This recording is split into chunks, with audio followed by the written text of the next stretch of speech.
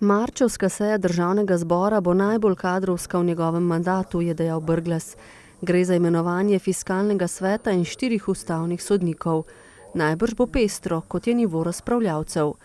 Včasih je razprava tudi vsebinska, je dejal Brglez.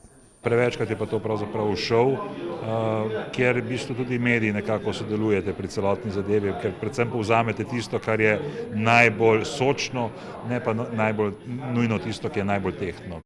Državni zbor ni le prostor za merjenje moči pozicije in opozicije. Posavski poslanci vedno strnejo vrste, je poudaril Tomaž Lisec in pohvalil delo Igorja Zorčiča ter Matjaža Hana iz koalicije v korist regije.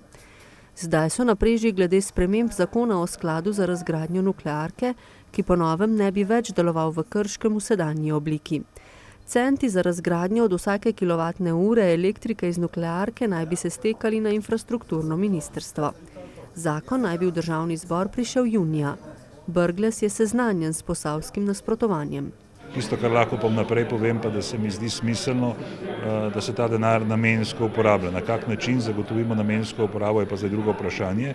Pa še ena stvar je važna, gre tudi za meddržavno pogodbo med Slovenijo in Hrvaško, ki jo je treba pri sprejemanju tega zakona upoštevati. Poslanec Igor Zorčič, tudi predsednik odbora za infrastrukturo, se bo boril proti predlaganim spremembam.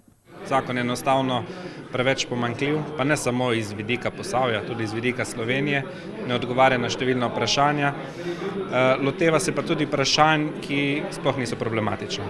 Jaz osebno mislim, da če bi imeli pokrajine, bi o tem odločili mi v Posavju, ker pa tega nimamo, se moramo posavski župani, poslanci, pa tudi strokovna javnost še bolj poenotiti in zagovarjati interese Posavja.